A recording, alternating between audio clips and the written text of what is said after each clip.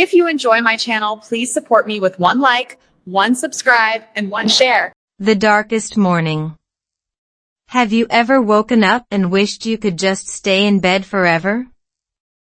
Not because you're tired, but because you're exhausted, exhausted from trying, exhausted from hoping. Exhausted from believing that things might get better when they never do? That was me, on a cold March morning in California, 3 years ago. I remember that morning like it was yesterday. The sky was gray, the rain was tapping against my window like 1,000 tiny fingers, and I was lying in bed, staring at the ceiling. Wondering why I had even bothered to get up. My husband had already left for work. My kids were at school. And I was alone.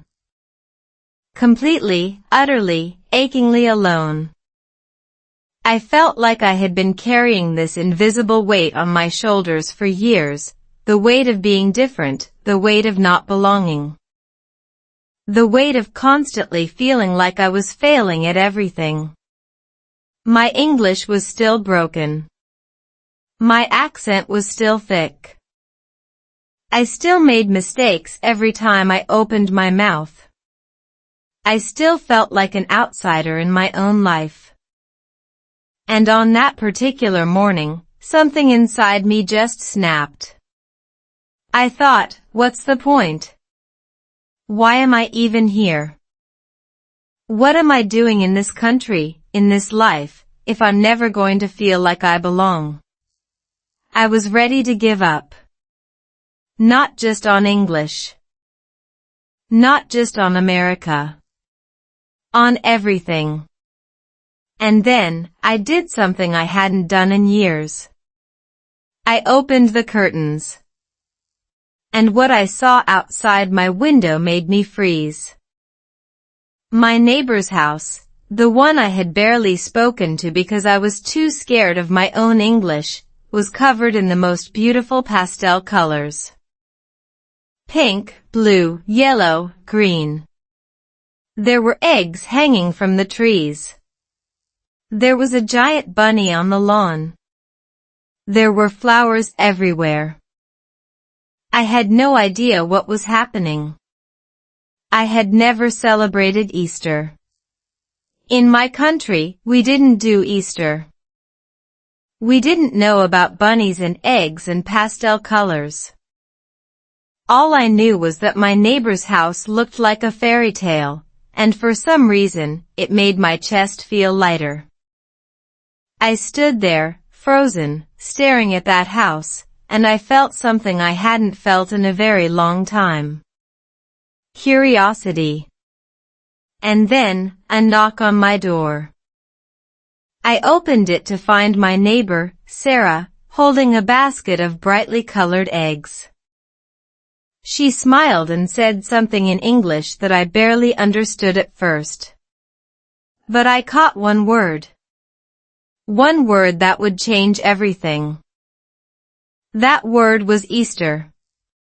And the next words that came out of her mouth? They scared me more than anything I had ever heard. Because she was about to invite me to something I had never experienced before.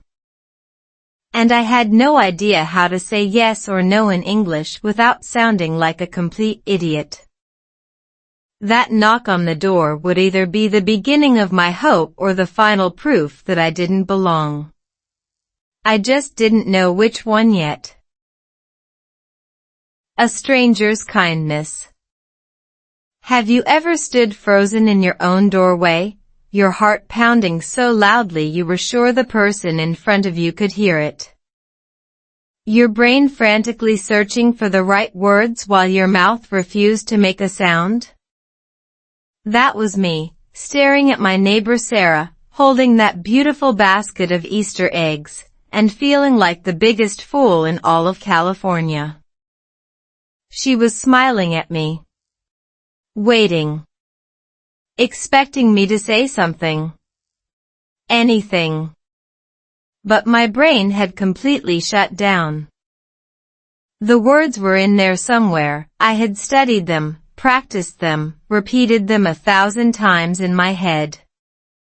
But in that moment, they might as well have been in a different language. My throat felt like it was filled with sand. I opened my mouth and the only thing that came out was a pathetic, shaky,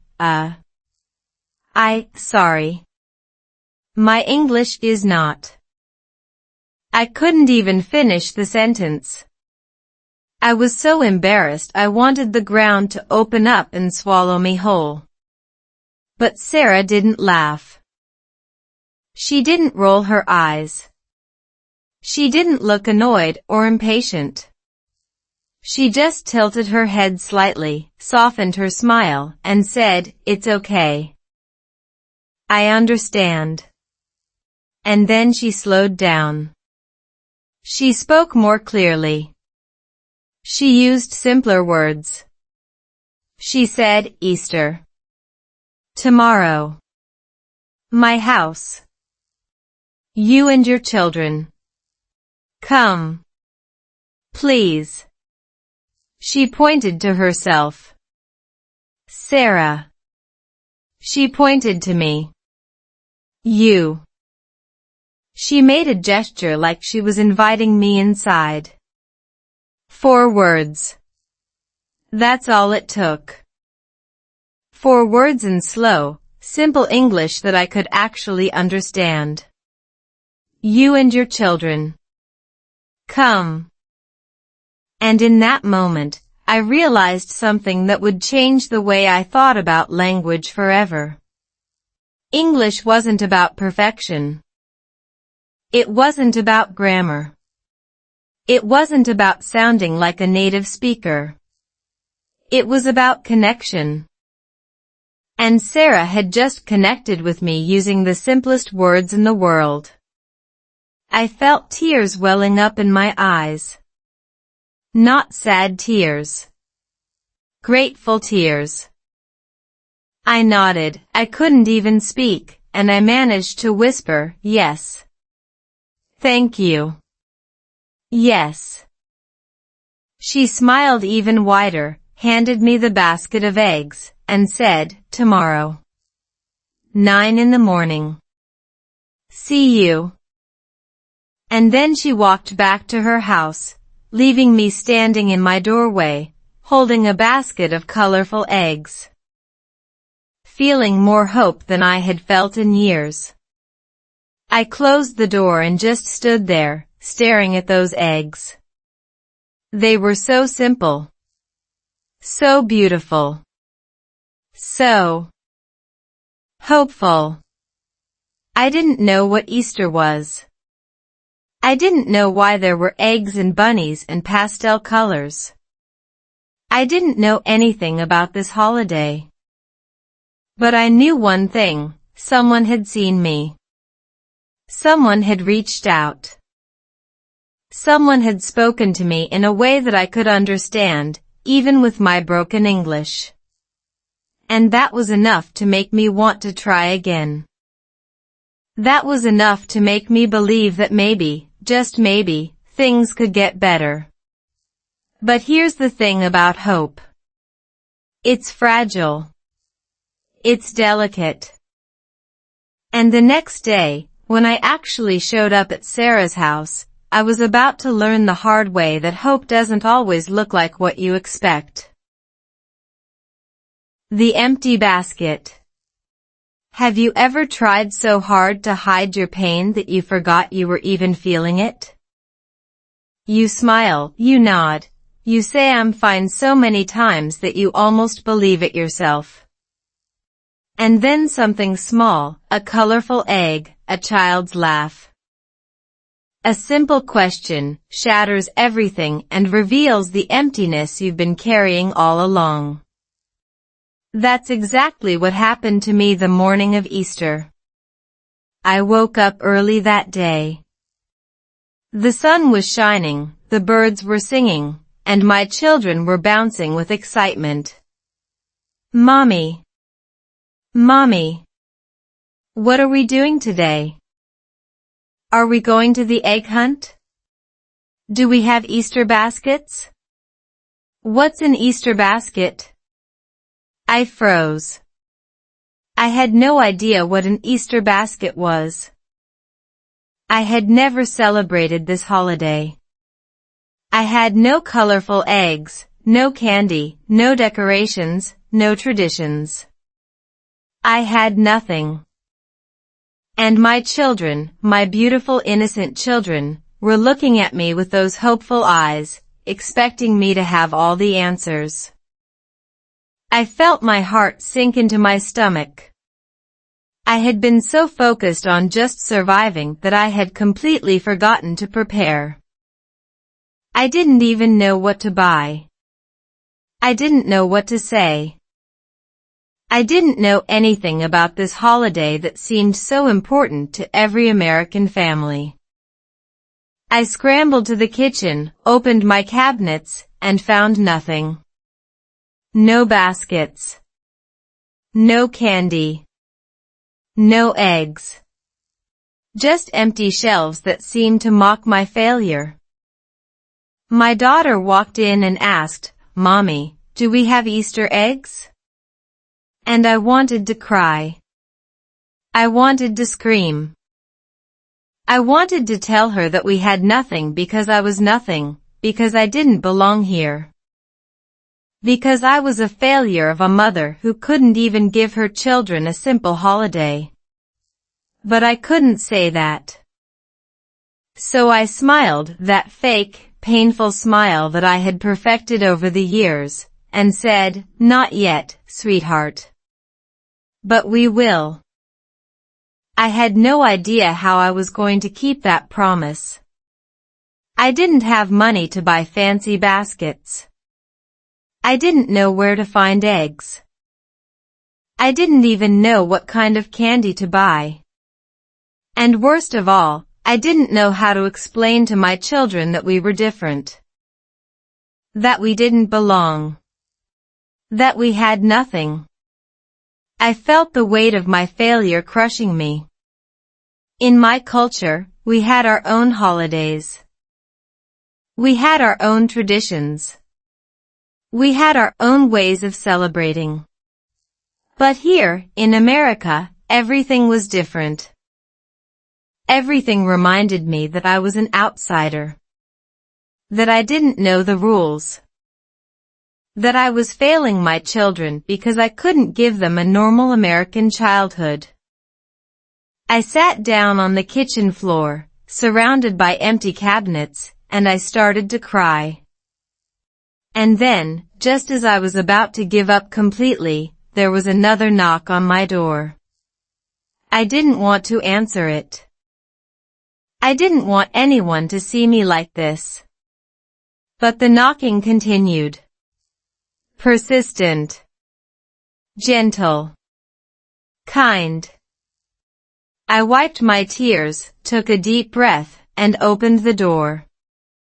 And what I saw made my breath catch in my throat. It was Sarah again. But this time, she wasn't alone. She was carrying something that would completely change the way I saw America, and the way I saw myself. A simple invitation. Have you ever received a gift that made you feel so small and so seen at the same time?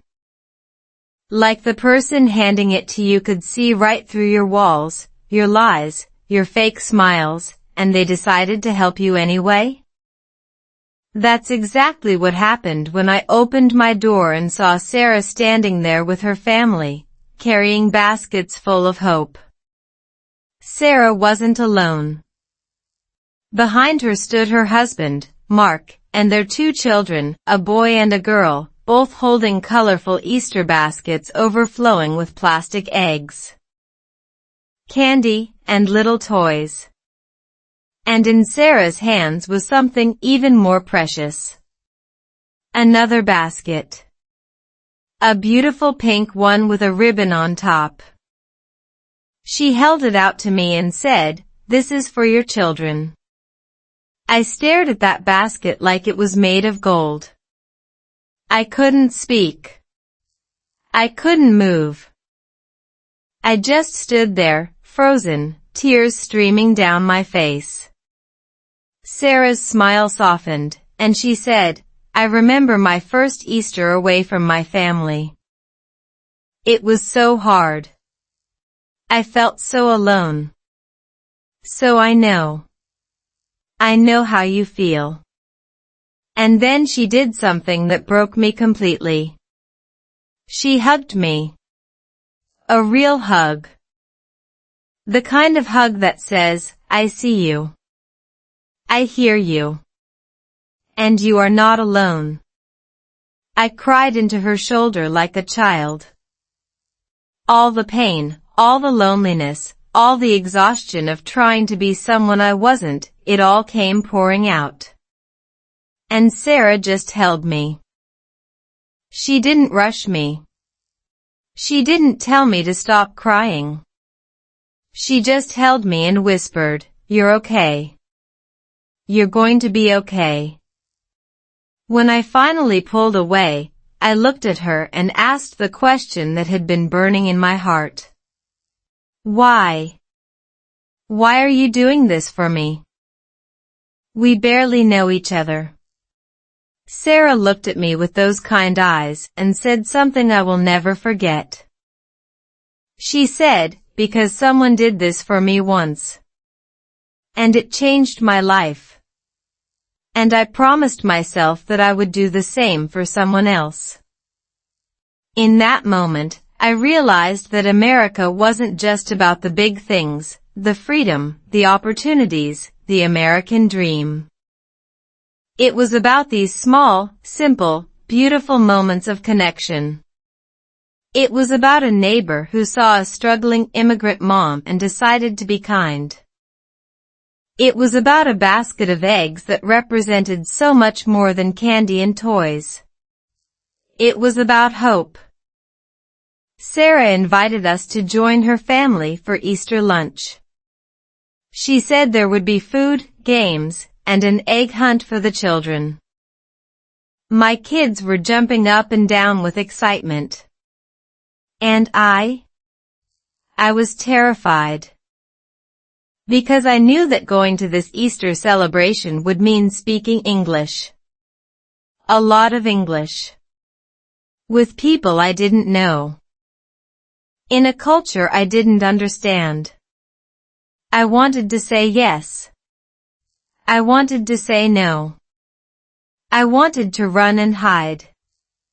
But then I looked at my children's faces. Their beautiful, hopeful faces. And I knew I had to be brave. Not for me. For them. So I took a deep breath, looked at Sarah, and said the scariest word of all. Yes. And as soon as that word left my mouth, I knew there was no turning back. I was about to experience my first American Easter. And I had absolutely no idea what to expect. The sunrise service. Have you ever been so scared of doing something that your entire body felt like it was betraying you? Your hands shake, your heart races, your mouth goes dry, and every instinct screams at you to run away and hide? That's exactly how I felt when I woke up on Easter Sunday, knowing that in just a few hours, I would be attending my first American sunrise service. The alarm went off at 5:30 a.m. I had barely slept the night before. My mind was racing with a million questions. What do I wear? What do I say? What if I don't understand anything? What if people stare at me? What if I embarrass my children? I lay in bed, staring at the ceiling, feeling the familiar weight of anxiety pressing down on my chest. But then I thought about Sarah's words. Someone did this for me once. And it changed my life. I thought about her kindness. Her patience. her willingness to slow down her English so I could understand. And I thought about my children. How excited they were. How they deserved to experience this. So I got up. I got dressed. I put on my simple black dress, the one that made me feel like me, and I woke up my kids. We drove to Sarah's house in the early morning darkness. The streets were quiet. The air was cold. And when we arrived, I saw something that took my breath away. Sarah's entire neighborhood had gathered in her backyard. Dozens of people. All standing in the dark, holding candles, waiting for the sun to rise. I felt so out of place. So obviously different. So clearly the only one who didn't know what was happening. But then Sarah spotted me and rushed over. She grabbed my hand and whispered, "You made it. I'm so glad you're here." And she pulled me into the crowd. The service began with a song. I didn't know the words. I couldn't sing along. But I listened. And I watched. And I felt something I hadn't felt in a very long time. I felt peace. The pastor spoke about new beginnings. About hope. About the idea that even in the darkest night, the sun will always rise again. And as he spoke, I looked up at the sky, and I saw it. The first ray of light breaking through the darkness. The sun was rising. And in that moment, something inside me changed. I realized that Easter wasn't just about eggs and bunnies and candy. It was about hope. Real, deep, life-changing hope. The kind of hope that says, no matter how dark things get, the light will always come back. I looked at my children, standing beside me, holding their little candles, their eyes wide with wonder. And I felt tears streaming down my face. Not sad tears.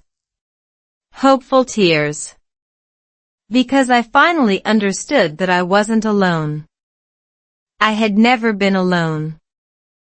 There was always someone there, reaching out, offering kindness, offering connection, offering hope. And then, the pastor said something that made my heart stop. He said, "Today is a new beginning. Not just for the world. For each of us. If you're here and you need a fresh start, this is your moment." I felt like he was speaking directly to me. And in that moment, I made a decision. I would stop running from hope. I would stop believing that I didn't deserve it. I would let myself believe that things could get better. But just as I was feeling that surge of hope, something unexpected happened. Something that made me question everything I had just believed. The egg hunt. Have you ever watched your children's faces light up with pure, unfiltered joy? And felt your heart crack open because you realized you almost missed this moment? You almost let your fear, your insecurity, your belief that you didn't belong, steal this from them? That was me, standing in Sarah's backyard, watching my kids run through the grass, searching for colorful eggs. And feeling like I was witnessing a miracle. The sun had fully risen now, painting the world in shades of gold and green.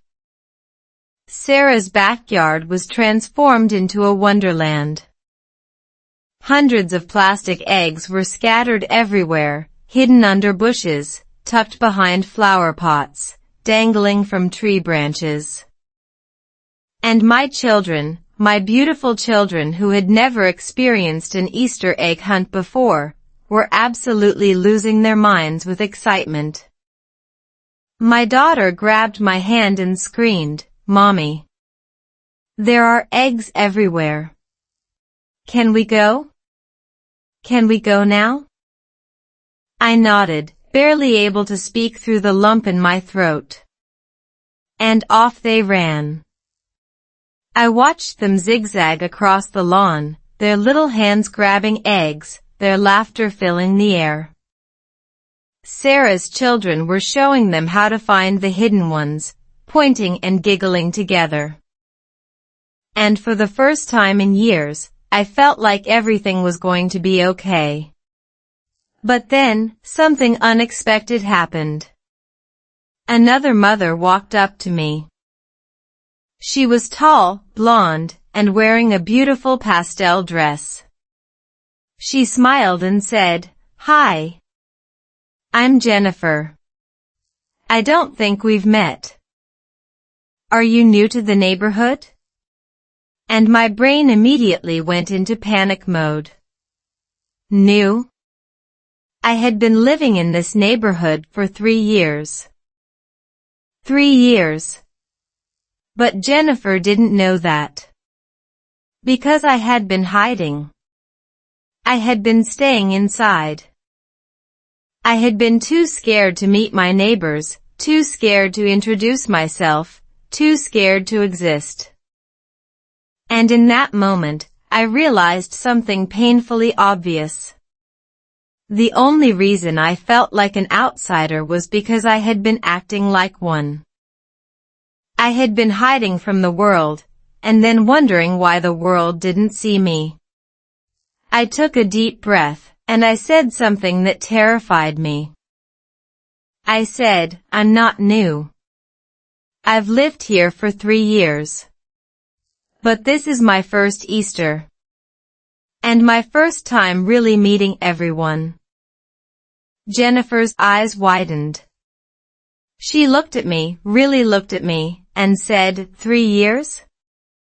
And I've never met you? Oh my goodness. We have so much to catch up on." And just like that, she pulled me into a conversation. A real conversation. She asked me about my kids, my life, where I was from. I stumbled through my English. I made mistakes. I mispronounced words. I mixed up my tenses. But Jennifer didn't care. She just kept smiling and nodding and asking more questions. And slowly, so slowly, I started to relax. I started to enjoy myself. I started to realize that making mistakes wasn't the end of the world. It was just part of the process. But then, Jennifer said something that made my heart stop. She said, "You know, my grandmother was an immigrant too. She came to America with nothing. And she always said that Easter was the day she learned to hope again. Because it reminded her that no matter how cold the winter, spring always comes back." I felt tears filling my eyes. For the second time that day. Because in that moment, I realized that I wasn't alone. I had never been alone. There were so many other people who had walked this path before me. And they had found hope. They had found community. They had found a reason to keep going. A new beginning. What if I told you that the moment you stop running from hope is the moment everything starts to change? Not because the world suddenly becomes easier, but because you finally become brave enough to see what was always there, waiting for you. Believing in you, hoping for you. That was the moment I realized Easter had given me something I never expected. It had given me a new beginning. As the egg hunt wound down and the children gathered their colorful treasures, Sarah announced that it was time for lunch. She had prepared a feast, a massive table filled with ham, potatoes, salads, and desserts that looked like they belonged in a magazine. And there, in the center of the table, was a beautiful cake shaped like a bunny. I had never seen anything like it. My kids were mesmerized. They kept pointing at the cake and whispering, "Mommy, can we eat the bunny?" I laughed. Actually laughed. A real, genuine laugh that came from somewhere deep inside me. And for the first time in years, I felt light. I felt free. I felt like I belonged. But then, something happened that I didn't expect. Sarah stood up and asked everyone to gather around. She held up a glass and said, "Before we eat, I want to say something. Today is about new beginnings. It's about hope. It's about remembering that even when things feel dark, the light always comes back. And I want to welcome someone special to our table today." She looked at me. Everyone looked at me. My heart stopped. "I want to welcome our new friend," Sarah continued. "She's been living in our neighborhood for 3 years, but we're just getting to know her. And I'm so grateful that she said yes to my invitation today. Because she reminds me why Easter matters. She reminds me that everyone deserves a fresh start." I felt tears streaming down my face. Everyone started clapping. My kids looked at me with such pride in their eyes. And in that moment, I realized something profound. I had been so focused on my broken English that I had forgotten that connection is about so much more than words. It's about showing up. It's about being brave. It's about letting people see you, even when you're terrified. Sarah came over and hugged me. "You're one of us now," she whispered. "You've always been one of us. You just didn't know it." That lunch changed everything for me. I started talking to people. Real conversations. Not perfect conversations. Not grammatically correct conversations. Just real ones. I made mistakes. I stumbled over my words. I mispronounced things. And no one cared. No one judged me. No one made me feel small. They just listened. They just smiled. They just welcomed me.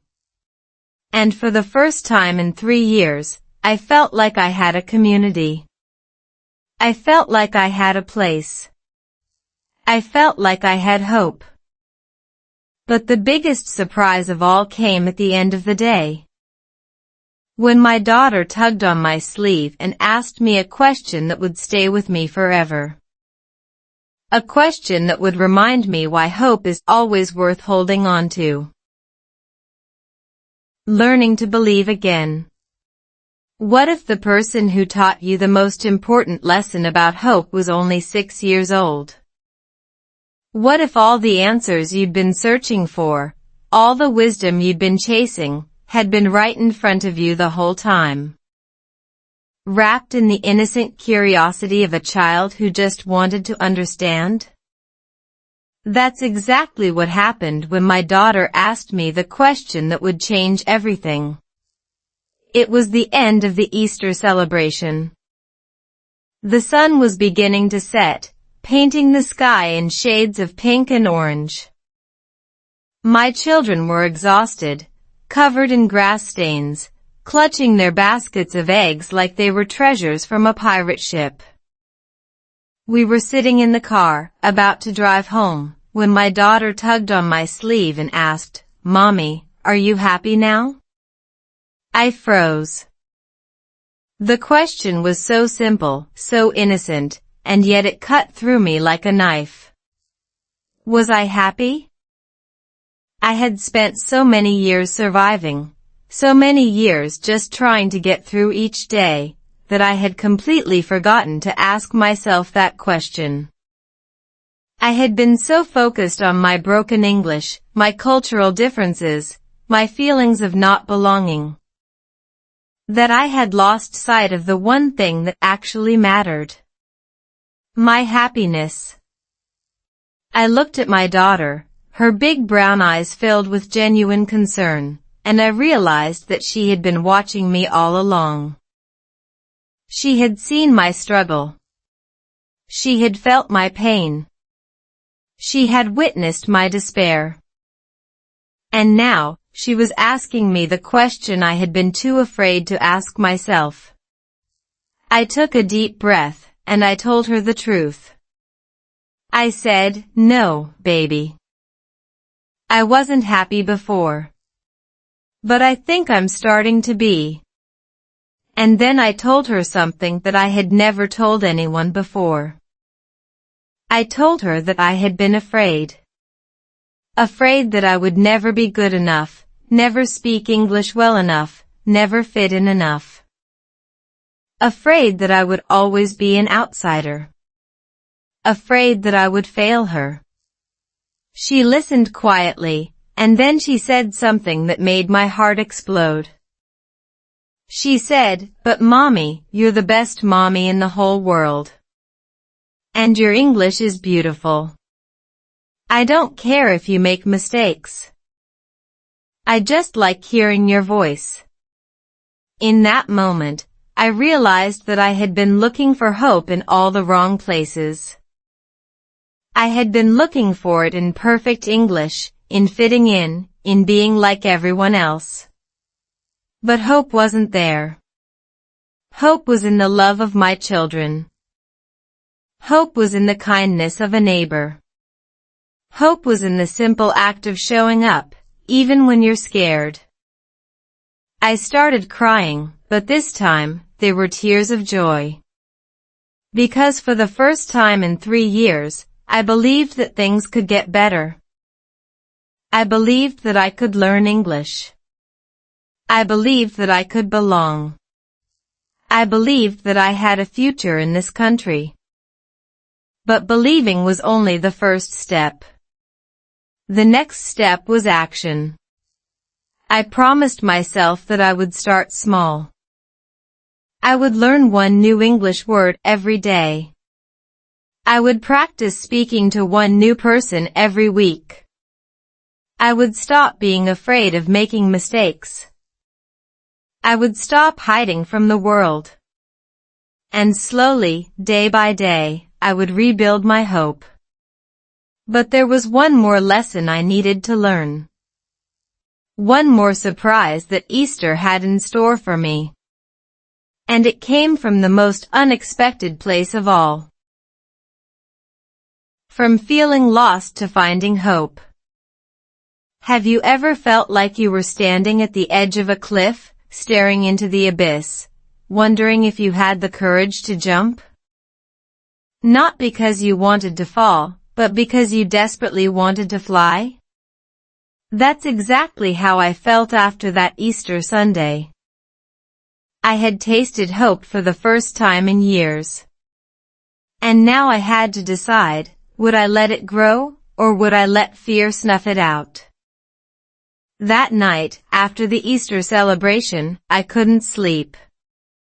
I kept replaying the day in my mind. The sunrise service. The egg hunt. The kindness of Sarah and Jennifer. The beautiful, innocent question from my daughter. And I realized that I had a choice to make. I could go back to my old life, hiding, surviving, feeling sorry for myself. Or I could choose to believe that things could be different. I chose hope. But choosing hope isn't like flipping a switch. It's like planting a seed. It takes time. It takes patience. It takes watering it every single day, even when you don't see any growth. So I started small. The next morning, I woke up and I did something I had never done before. I looked in the mirror and said out loud, I am enough. I am enough exactly as I am. It felt ridiculous.